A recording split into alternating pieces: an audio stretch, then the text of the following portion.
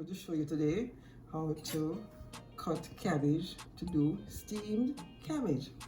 Now, I go to the market and you make sure you get a full cabbage, hard, see? Very hard. So I'm going to take off this extra piece here because I like my cabbage to be nice and clean. And then I am going to cut right here. And what's that? The stem, there's a part of the stem Okay. that comes out, gives it the stem inside. Okay. And you get a nice sharp knife. I'm using my knife here today. And you go down the middle. So that's my best half, 2 halves. Okay. All right, and I like to rinse them. So I just rinse them on the cool water.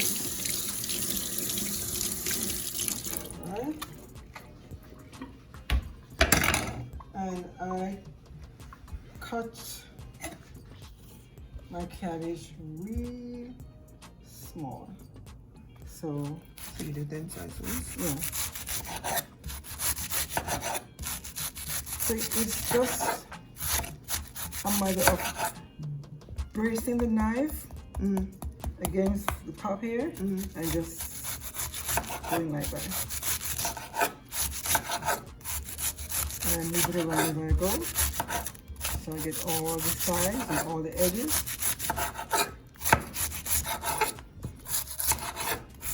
Now there's other ways of cutting it, but this is how I cut mine.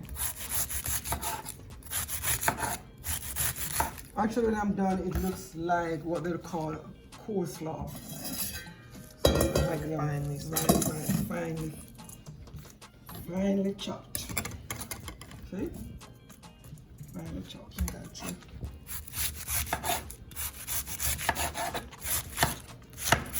So your knife has to be sharp. And I said just sort of brace it against it. And you move it around.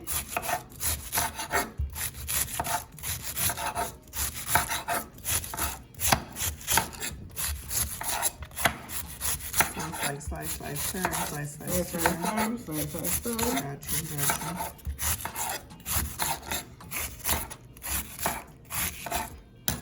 And I take it off. Put it in my bowl.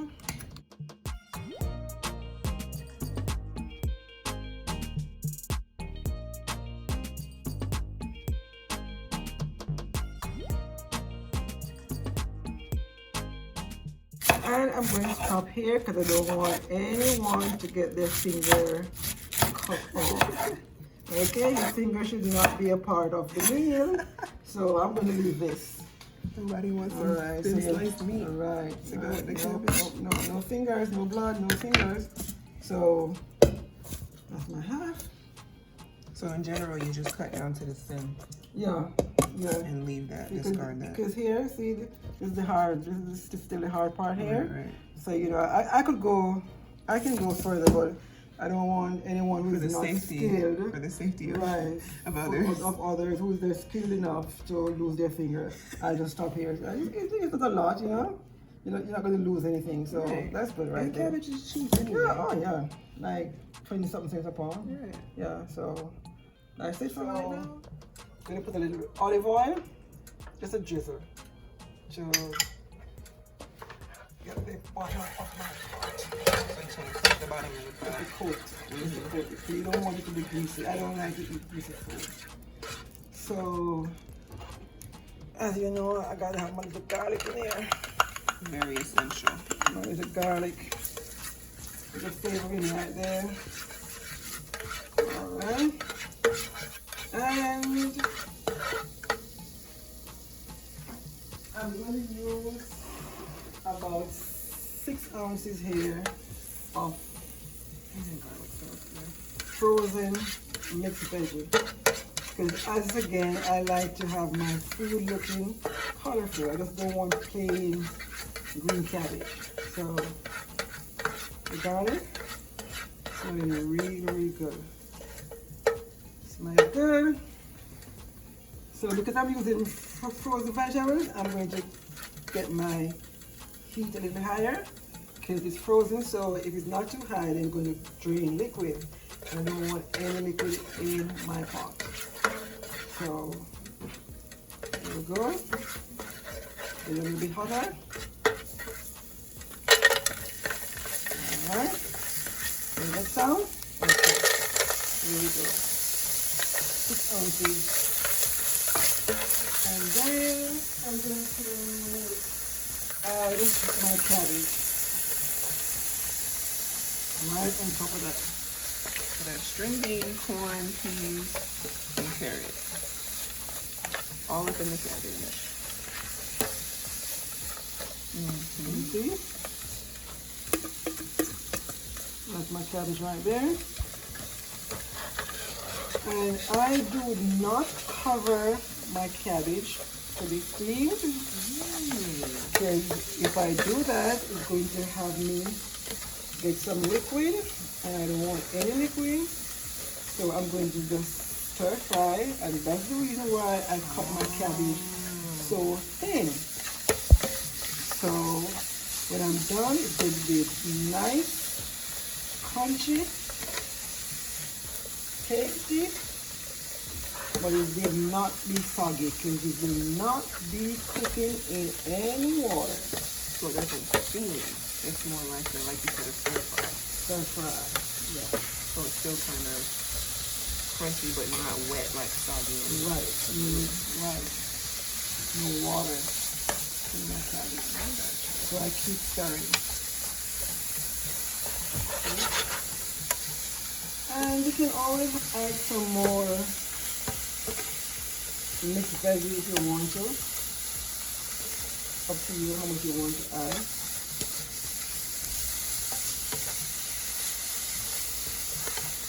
Okay, you hear the sizzling sound down there? Can you hear it? I hear it. Okay, For sure. alright.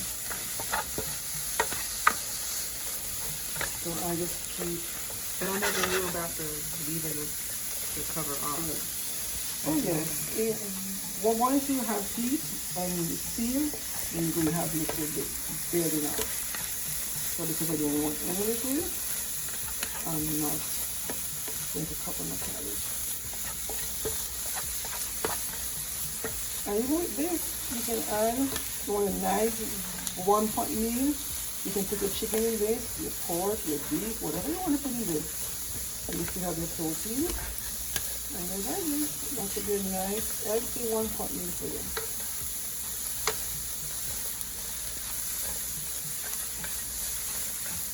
And you see I had a little bit of garlic, so I have some flavor there already.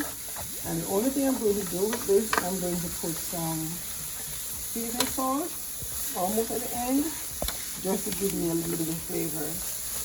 Now, I would advise you, if you want your cabbage to be looking nice and clean and crispy, do not add anything that has color, because then if you had like a red seasoning salt, it will change the color of your cabbage. So you add one that doesn't have any color. And by this I mean I'm using a little bit of adobe. So you see it has no color. So see, when I sprinkle it a little bit on my thing, you don't see it, right? It mixes in. Now if I use another one,